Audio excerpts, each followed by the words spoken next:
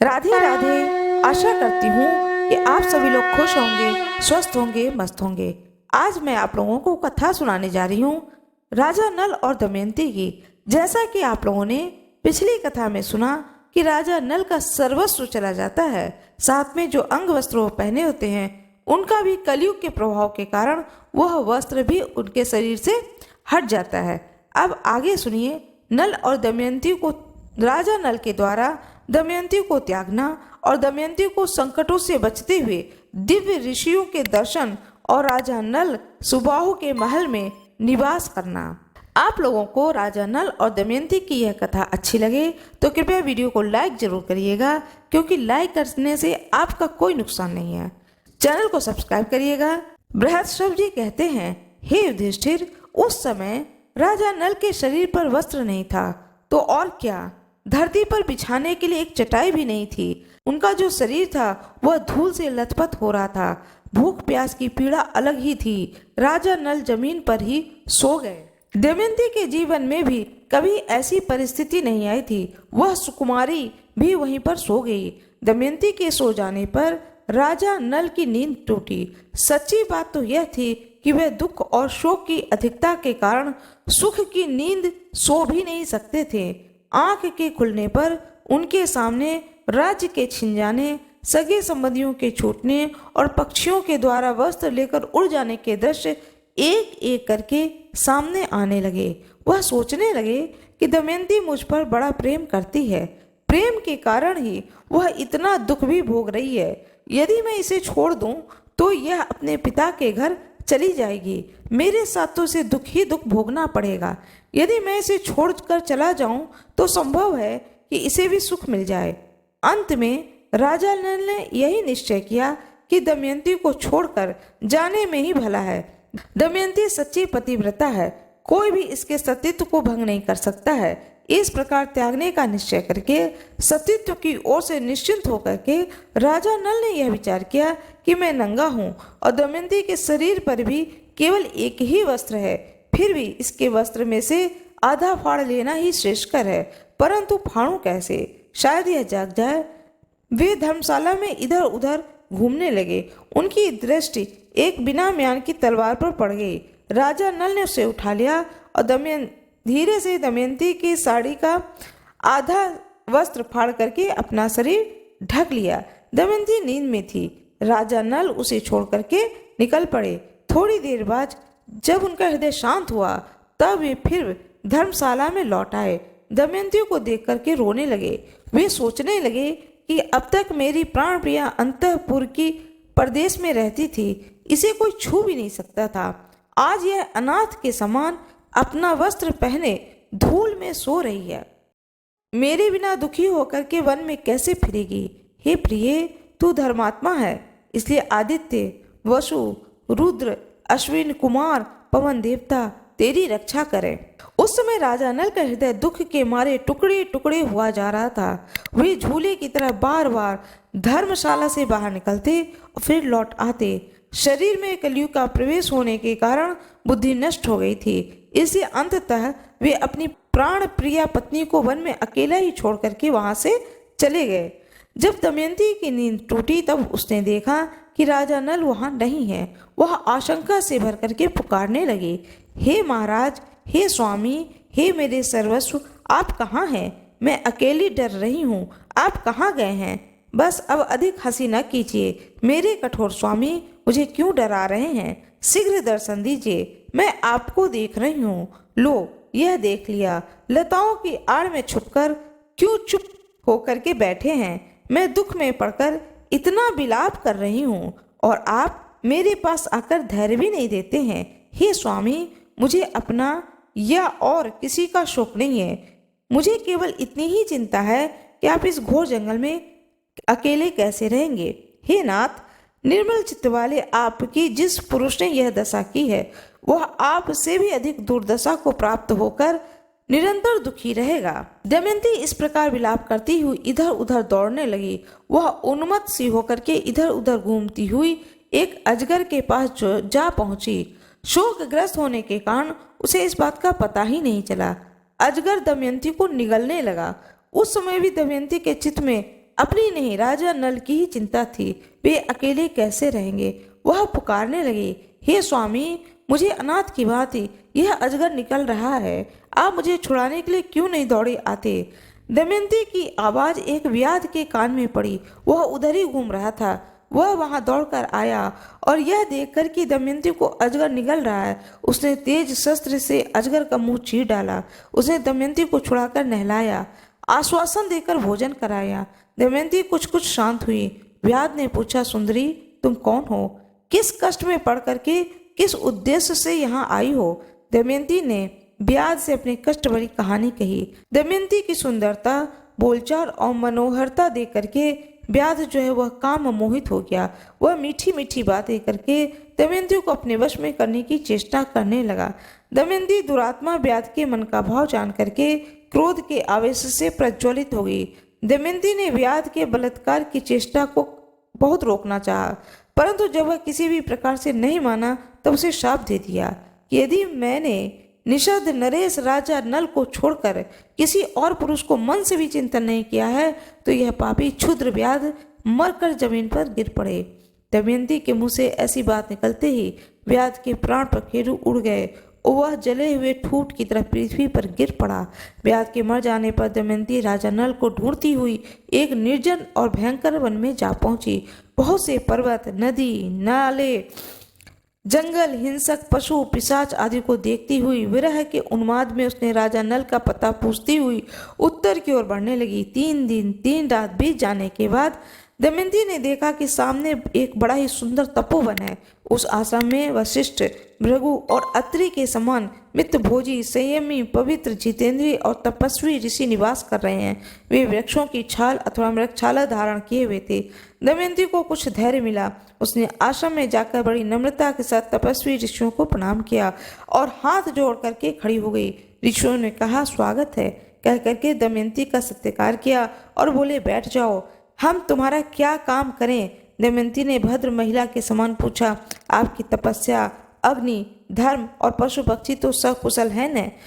आपके धर्माचरण में भी कोई विघ्न नहीं पड़ता है। ऋषियों ने कहा, कल्याणी, हम तो सब प्रकार से सकुशल हैं। तुम कौन हो और किस उद्देश्य से यहाँ आई हो? हमें बड़ा ही आश्चर्य हो रहा है। क्या तुम वन, पर्वत, नदी की अधिष्ठात्री देवता हो? दमयंती ने कहा, महात्माओं, मैं कोई देवी देवता नहीं हूँ, एक मनुष्य स्त्री हूँ। मैं विदर्भ नरेश राजा भीम की पुत्री, बुद्धिमान, यशस्वी, वीर, विजयी, निषद नरेश महाराज नल मेरे पति हैं। कपट द्वित के विशेषज्ञ एवं दुरात्मा पुरुषों ने मेरे धर्मात्मा पति को जुआ खेलने के लिए उत्साहित करके उनका राज्य और धन ले लिया। मैं उन्हीं की पत्नी दमयंती हूँ। संयोगवश वे मुझसे बिछुड़ गए हैं। मैं उन्हीं रण बाकुरे, शास्त्र विद्या कुशल एवं महात्मा पति देव को ढूंढने के लिए वन वन भटक रही हूँ। मैं यदि उन्हें शीघ्र ही नहीं देख पाऊंगी तो जीवित नहीं रह सकूंगी। उनके बिना मेरा जीवन निसफल है। वियोग के दुख को मैं कब तक सह सकूंगी। तपस्वियों ने कहा, कल्याणी, हम अपनी तपः शुद्ध दृष्टि से देख रहे हैं कि तुम्हें आगे बहुत सुख मिलेगा। थोड़े ही दिनों में राजा नल का दर्शन होगा। धर्मात्मा निषद नरेश थोड़े ही दिनों में समस्त दुखों से छूट करके संपत्तिशाली निषद देश पर राज्य करेंगे। उनके शत्रु भयभीत होंगे, मित्र सुखी होंगे और कुटुंब उन्हें अपने बीच में पाकर आनंदित होंगे।